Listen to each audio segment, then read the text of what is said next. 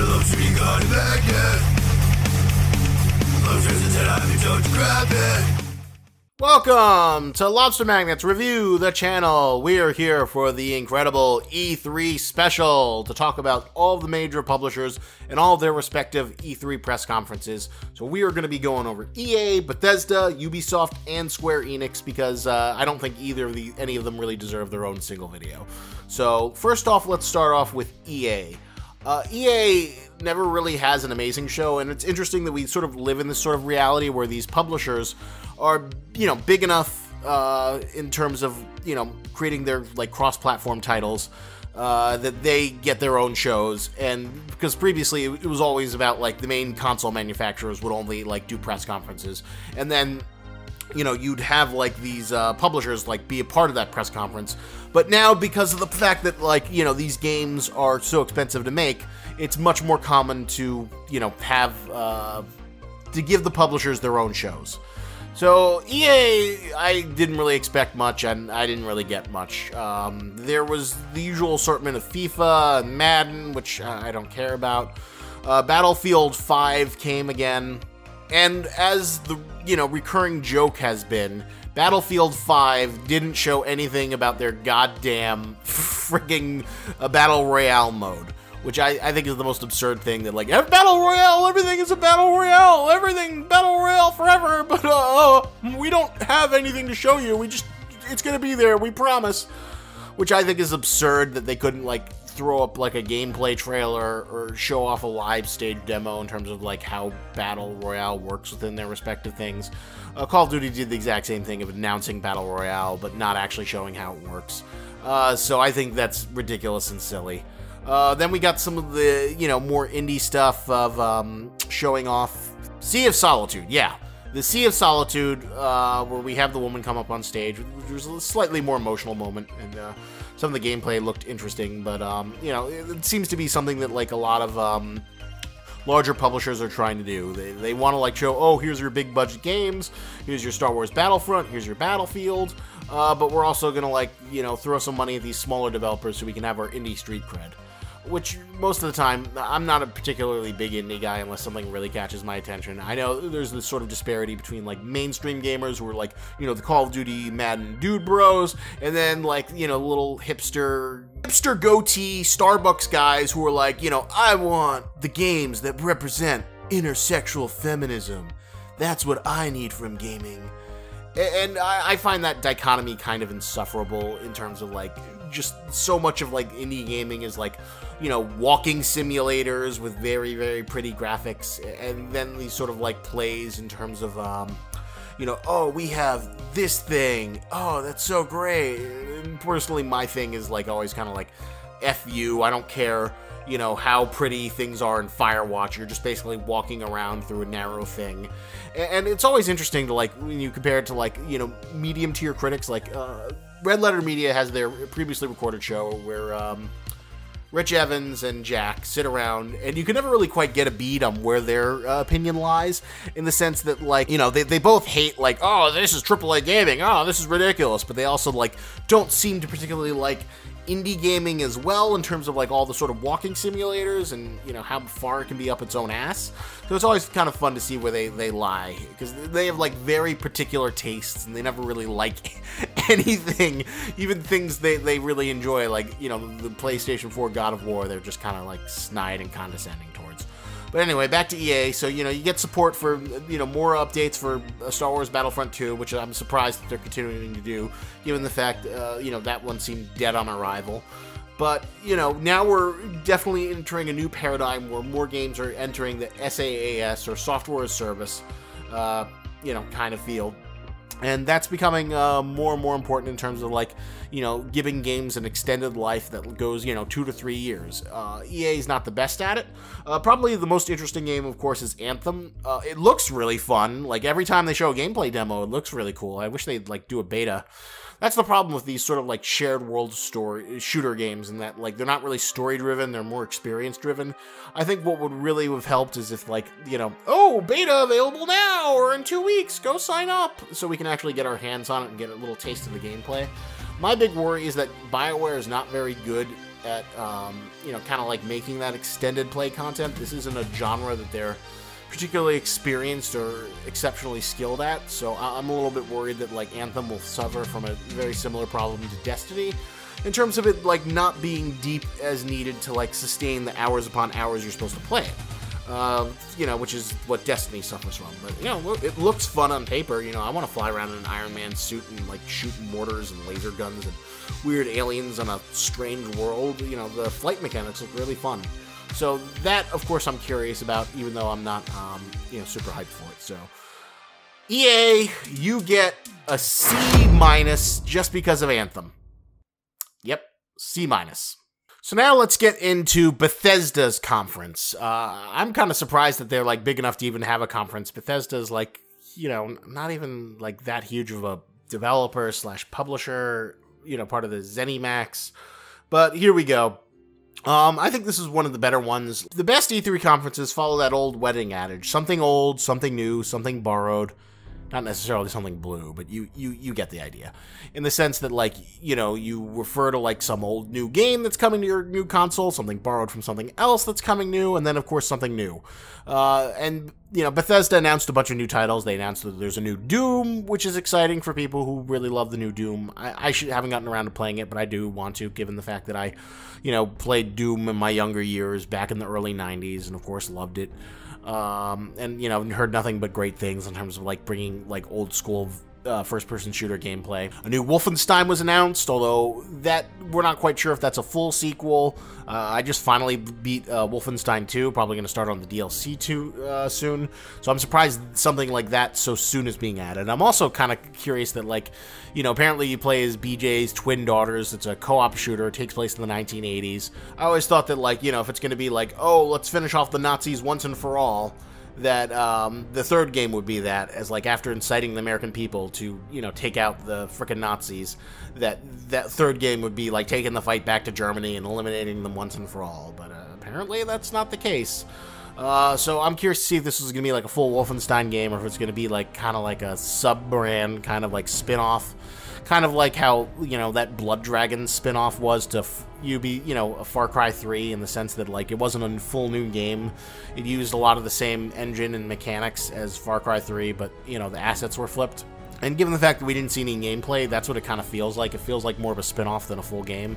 But we'll have to see what the Youngblood does in terms of, like, you know, how the story's progressed. And given how story-centric, you know, New Order and New Colossus have been, it would be a shame to not sort of see that approach and sort of see that world evolve. And, you know, to just think that, like, oh, it's the 80s, but 80s with Nazis and, like, your actions had no effect would be, you know, very sad and very disappointing.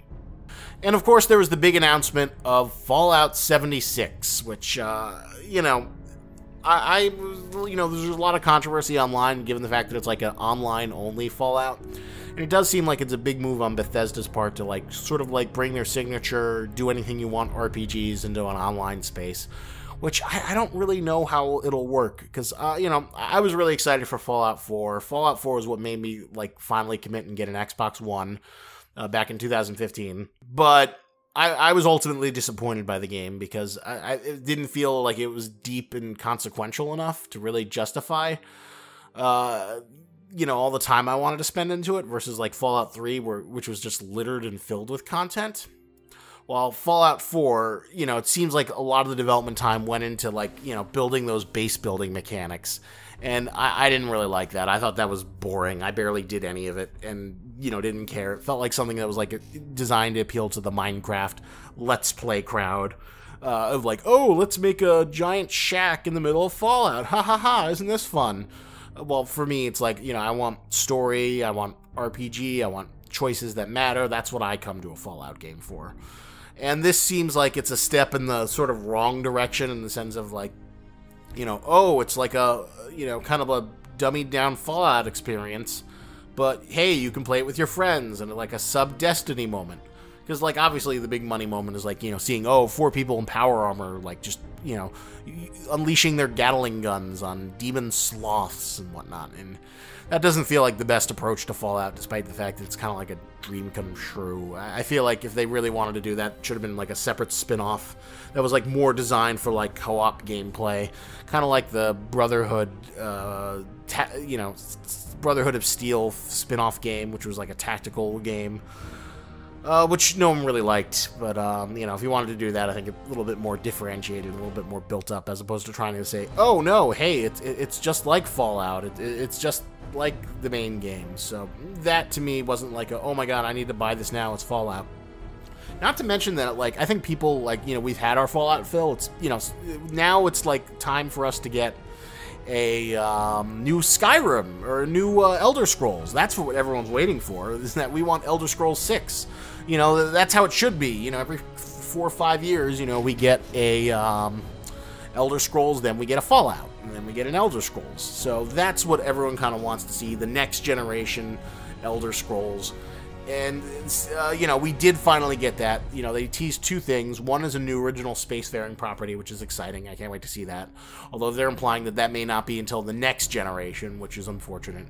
And then, of course, Elder Scrolls 6, which, you know, we got the most cryptic of teases about. So at least we know it exists, even though we didn't get to see anything, which is unfortunate. I much would have rather have gotten that than Fallout. But overall, you know, I think they did a decent job. They had that wonderful awkward moment where they brought out Andrew WK to do his, like, you know, Let's Party or his song for Rage. And Rage, I feel mostly ambivalent towards, just because, like, nobody gave a shit about Rage when it came out. The only reason why it was notable was because of the id Tech engine that it used. So it was very pretty when it first came out, like around 2011. It was like the prettiest game available. But it is like the most generic thing possible. Like, oh my god, a post-apocalyptic Mad Max world where you fight bandits and mutants. I've never done that before. Waka waka. And, you know, it's also being developed by the guys who do Avalanche Studios. Behind the Just Cause games, and who also did the Mad Max games, so it feels even doubly redundant in terms of, like, they just made this game, and it, you know, doesn't look significantly, you know, creative enough to really justify existing. Although those Avalanche Studio guys, you gotta give them credit, they're really busy. You know, they've got Just Cause 4, and they've got Rage 2. But Rage 2 didn't really, you know, seem anything special. Like, I think the whole Mad Max aesthetic has been done better by Borderlands. It's been done better by Fallout. Just like, you know, the gaming landscape is filled with post-apocalyptic wastelands where you fight mutants and bandits. So, you know, if you're doing that, you gotta have something really cool to bring to the table, and just shooting random guys and bringing out Andrew WK isn't quite enough to, you know, get people excited. Or at least I'm not excited. And the gameplay doesn't look like it's anything exciting. And, you know, the visuals are decent, but not, like, groundbreaking. So, you know, overall, like, I think Bethesda had a decent model in terms of, like, really, you know, announcing new stuff, showing up updates for the old stuff. You know, I was impressed that they did that, like, Prey modification. I'm surprised that they're still supporting that game, given the fact that it kind of, like, you know, came out and was completely ignored by the general gaming populace. But I guess someone bought it. So, all of you out there, enjoy that, you know, Prey mode, you know, that moon crash simulator. It's always good to see people, like, continuing to support, you know, different games that are released now that we live in a software service world. So, Bethesda, you get a B-.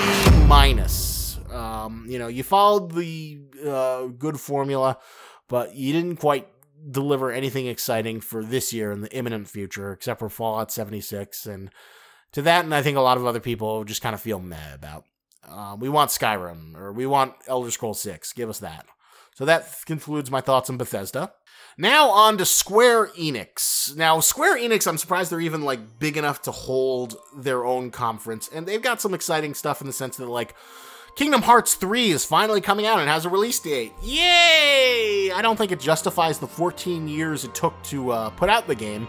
It's like within, you know, Kingdom Hearts, it is like a microcosm of everything that is wrong within the Japanese game industry. It's like you have this product that people loved, people love Kingdom Hearts. Oh, okay, let's give them a sequel. Let's give them more of what they want. Oh no, we're just gonna have like 5 billion spin-offs away from a main console on like, you know, phones and 3DS and PSP and all these sort of like portable platforms, and they're all going to have really confusing titles like RE Chain of Memories, Birth by Sleep, 365 Days Squared and a Half, and, you know, there's going to be these piecemeal stories that'll eventually pay off in the third game, but it's just this huge, ridiculous, disconnected narrative that is, like, far too obtuse, and, like, I'm looking forward to Kingdom Hearts 3. That's definitely, like, a day one purchase, because, like, I think the core gameplay of, like, you know, beating things up with your Keyblade is really fun. It's a great-looking series. Like, even the first and second games still look gorgeous, just because they have, like, really strong art styles, and, you know, great use of the PS2's particle effects. The fact that you couldn't do this sooner, to me, is just ridiculous. And like, I'm getting a lot of Final Fantasy 15 vibes, in the sense that, like, you know, that was a day one purchase for me, just because I've been following the game for so long. But that game just made a lot of terrible, baffling choices that made no goddamn sense to me or anyone else. Tomb Raider looks solid, not necessarily exciting. Like, you know, we definitely got, like, a lot of girls stealthily running around in jungles, you know, doing stealth kills on people. I mean, we got a lot of that. But, you know, I've heard great things about the most recent Tomb Raider game. I played a little bit of the reboot, and, you know, they've been good things. That just, you know, I don't know. If I like my parkour, I'll go to Assassin's Creed. If I want my good old you know, third-person shooting, I'll go to my Gears of War. And, you know, these things aren't necessarily things I'm, like, craving from Tomb Raider. But, you know, eventually I'll probably get around to playing them. You know, they've been solid games, so it was good to see that. There's the Final Fantasy XIV and Monster Hunter World crossover, which I didn't particularly care about or find interesting. There's the Captain Spirit announcement. I'm not a Life is Strange fan, so I don't care about that either. It's interesting that people are getting into, like, these weird Europeans doing their version of Americana. So I guess that's good for other people out there. But, yeah, nothing that, like, really got me excited. And then there's the Deathman video game, like the mute guy. I don't know what the deal is with that, but, you know, it's always good to see a new exciting title. Honestly, I think Kingdom Hearts 3 should have had, like, a big blow out the door where we see that, like, holy shit, Kingdom Hearts 3 has Star Wars and Marvel, because it's all owned by Disney and they can get the rights now. How cool and amazing would that be? But, you know, we didn't really get it. And, you know, Kingdom Hearts 3 I'm looking forward to. And, you know, back in the day, back in, like, 2002 when it first debuted, people like me were, like, excited about Kingdom Hearts because it felt like there was this huge legitimization of, like, sort of, like, you know, Japanese gaming culture, anime, in the sense that, like, you know, oh, we love all these Final Fantasy things, now they're going to be combined with Disney, and because the rest of the world loves these Disney things, somehow, you know, all these spiky-haired guys that we find so affecting and emotional will, you know, gain worldwide recognition and, you know, legitimacy. You know, our passions of, like, cloud strife, omni-striking will be legitimized in a larger frame of popular culture, which of course didn't happen in a sense because Kingdom Hearts just kind of went up its own ass. But, you know, I'm looking forward to the third game. I certainly hope that, like, we get some more exciting worlds outside of the ones revealed from, like, the Pixar and the Disney animated stuff with Wreck-It Ralph and Frozen. But, you know, I'm looking forward to seeing what obtuse storyline that makes no sense filled with, like, emo, whiny stuff that Square can throw at us. So, you know, but overall, though, if I were to rate their show, I'd say that they didn't even really need a press conference. It was a solid D. 100% D. And now we go on to Ubisoft, which I think had one of the stronger conferences compared to... Ubisoft had one of the strongest conferences in the sense that what they did is they had a good combination of, like, showing off new stuff while also, like, pledging support for the SaaS, you know, software as service games that they already have there. So they pledged a new season of, you know, For Honor content, as well as new stuff for Rainbow Six Siege, which is amazing that that still has an active community, and speaks to the sort of paradigm shift where, like, you know, we're seeing these games come out that have, like, driven for competitive or, you know, co-op experiential play, and then they're just kind of supported through, like, these extended 2 to 3 year life cycles, and as long as you have a community and fan engagement, you can, you know, have people excited to play them. And, you know, as long as you keep on, giving out new content, it's a great way to keep people engaged. And Ubisoft seems to be, like, one of the most successful publishers at doing this. You know, them and, I guess, Activision to a limited degree, but not quite the same extent, because Ubisoft's, you know, taking a few more bolder steps in terms of launching For Honor, getting it ready, getting people hyped, getting people engaged in, like, a new type of gameplay that people haven't really seen. And it was just really good stuff all around. Beyond Good and Evil, I wish they'd shown a little bit more gameplay, but we got a new exciting trailer. We got the Joseph Gordon-Levitt brought out on stage, so you can go submit stuff to, like, fill the game. And given the fact that it's going to be, like, this, you know, third-person, spacefaring, action-adventure, you know, universe-defining game that's going to have your artwork, I'm really curious to see it. I think, you know, while we didn't really get many story details, the tone I really, really enjoyed of, like, the first teaser as well as the second teaser. And, you know, the idea that this is going to be this, like, galaxy-spanning adventure is really fun. I wish there was a release date and a little bit more firmer gameplay. But that's what I'm excited to see, especially since, you know, I enjoyed the original game. That's something that has me excited to, like, pick it up. Then we got the Starlink game, which looks like a toy-to-life game with, like, space fighters. Which, and it's so funny that, like, you know, supposedly there was going to be a Nintendo game with Star Fox this year, where Star Fox was going to be in a racing game developed by Retro Studios. But, you know, either that game is still in development, or they didn't want to show it, or it doesn't exist. But instead, you know, Nintendo's just admitting that they can't do Star Fox well, so they're going to put him in another game. Yeah, Ubisoft and Nintendo, best friends for life. But, you know, this is an underserviced genre. You know, not something I'm going to run out to buy, but, you know, I'm glad it exists. Division 2 was finally revealed. I'm just don't really give a shit about The Division. To me, like, I think that sort of, like, RPG mechanics in, like, a real-world setting don't work, because, like, whenever realism or immersion you have, you know, of, like, shooting a guy with a submachine gun and then he just, like, takes, like, 20 billion bullets to the face is completely destroyed when you have this, like, realistic world, and I just don't think overlaying RPG-like systems really work aesthetically. And like, nothing about the lore really grabs me. And, like, I don't like the disheveled post-apocalyptic thing in a semi-realistic world with RPG shit. Nothing about it makes it, like, you know, feel like this is a fantastical world I want to engage in, even if it is, like, a co-op loot shooter and has, like, RPG mechanics, which I do love. Shooting with RPGs is always fun. But it's a popular game and people enjoy it, so, you know, I'm sure it'll do very, very well. And the fact that they're, like, you know, not doing walled expansions and it's all going to be free is very good. Like, I think that's how you keep people engaged. And Ubisoft is doing very well with this. And then there's Assassin's Creed Odyssey, which looks very strong and promising. It's basically the 300 video game you always wanted. I think how Ubisoft is handling Assassin's Creed is really weird in the sense that, like, this takes place 300 years before Assassin's Creed Origins, which was, like, the origin of the Assassin Brotherhood, so that begs the question, like, how does this fit into the meta story of, like, Abstergo, the Assassins, and the Templars?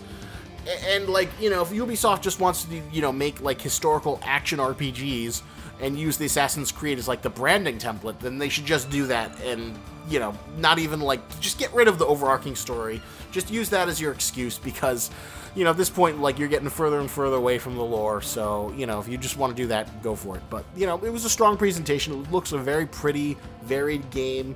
You know, I like the fact that there's, like, talking. You know, it's like one of those games that, like, I don't think I'll run out and buy, but, like, you know, if Xbox offers it as a games for gold, I'd definitely play it. Like, right now I'm playing through Assassin's Creed Syndicate, and I'm having a fun time with that. You know, it wasn't good enough to, like, make me run out and get it. There was no story hook to really get into it. And I might talk about that why and the overall kind of mystique of the Assassin's Creed franchise later in a future video, because it is something I want to get into more deeply. But, you know, playing it and being given it for free, yeah, it's great. You know, I'll play these games as long as I don't have to pay full price for them. And, you know, I think it was a very strong presentation. You know, whatchamacallit, the Anita Sarkeesians of the world will be pleased that, you know, you can select your character and you can be male or female, so you can enjoy that amount of choice. And, you know, the more RPG action-adventure game, you know, if you want to do that, then go all the way. Just don't have any stupid meta-narrative of, like, the Animus in the future world. Just go full force with it. So, you know, I thought it was a good mix of, like, new stuff, future stuff, supporting current stuff. So I'd give Ubisoft a B+. Nothing that really, like, blew the roof off of anything, but it was a solid presentation all around. Good stuff to look forward to now, stuff to look forward to in the future, and I think they gave the best performance out of all of the publishers. So they get a B+. B+ for Ubisoft. And those are my thoughts on the publisher press conferences. Stay tuned. I'll also be doing a video on Sony, Microsoft, and Nintendo. Look for that soon.